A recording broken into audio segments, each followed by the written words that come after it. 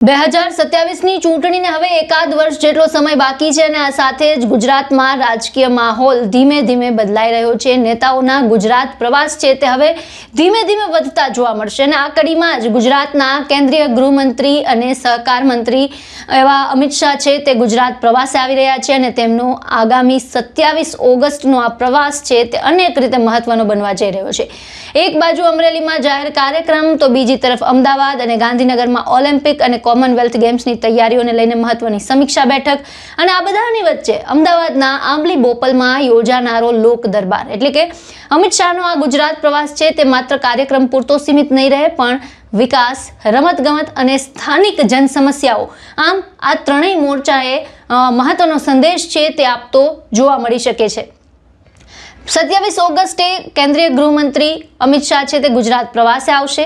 ગુજરાત પ્રવાસ દરમિયાન તેઓ સૌપ્રથમ અમરેલી ખાતે યોજાનારા જાહેર કાર્યક્રમમાં હાજરી આપશે। ત્યારબાદ અમદાવાદ અને ગાંધીનગર ખાતે એક મહત્વની સમીક્ષા બેઠક યોજાનાર છે। ખાસ કરી આગામી ઓલિમ્પિક અને કોમનવેલ્થ ગેમ્સને ધ્યાનમાં રાખીને ગુજરાતમાં રમતગમત ક્ષેત્રે થનારા આયોજન અને તૈયારીઓની સમીક્ષા કરવામાં આવશે।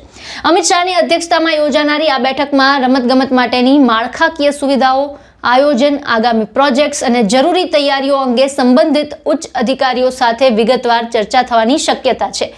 ગુજરાતમાં રમતગમતને લઈને લાંબા ગાળાનું વિઝન શું રહેશે, ખેલાડીઓ માટે કેવા પ્રકારની સુવિધાઓ ઊભી કરવામાં આવશે અને આંતરરાષ્ટ્રીય કક્ષાની સ્પર્ધાઓને ધ્યાનમાં રાખીને રાજ્ય કેટલું તૈયાર છે, આવા અનેક મુદ્દા પર બેઠકોમાં ચર્ચા થઈ શકે છે। પરંતુ અમિત શાહના ગુજરાત પ્રવાસનું એક બીજું મહત્વનું પાસું પણ છે, જનતા સાથેનો સંવાદ।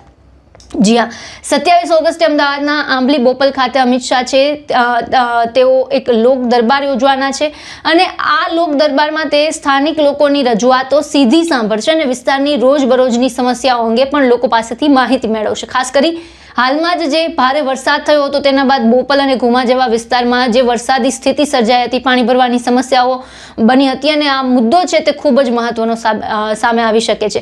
વરસાદી પાણીના નિકાલથી લઈને રસ્તા, ડ્રેનેજ અને અન્ય સ્થાનિક સુવિધાઓ અંગે પણ લોકો પોતાની રજૂઆતો છે તે કરી શકે છે। મહત્વની વાત એ છે કે આ લોક દરબાર માત્ર ફરિયાદો સાંભળવા પૂરતો નહીં રહે પણ સ્થાનિક સમસ્યાઓના કાયમી ઉકેલ માટે તંત્રએ દિશા અને નિર્દેશ જે જરૂરી છે તે માર્ગદર્શન મળે તેના પર પણ ખાસ ધ્યાન આપવામાં આવે તેવી પૂરી સંભાવના છે। એટલે કે 27 ઓગસ્ટનો અમિત શાહનો ગુજરાત પ્રવાસ 3 અલગ અલગ સ્તરે મહત્વનો બની શકે છે। અમરેલીમાં જનસભા છે, અમદાવાદ ગાંધીનગરમાં ઓલિમ્પિક અને કોમનવેલ્થ ગેમ્સની તૈયારીઓની સમીક્ષા અને આંબલી બોપલમાં લોકોની સમસ્યાઓ સાંભળતો એક લોક દરબાર। એક બાજુ ગુજરાતને રમતગમતના વૈશ્વિક મંચ માટે તૈયાર કરવાની કવાયત તો બીજી બાજુ સ્થાનિક સ્તરે લોકોની સમસ્યાઓના ઉકેલની દિશામાં સીધો સંવાદ। જોવાનું હવે રહેશે કે આ બેઠકો અને આ લોક દરબારમાંથી લેવાયેલા નિર્ણય જમીન પર કેટલા ઝડપથી અને અસરકારક રીતે અમલમાં આવે છે।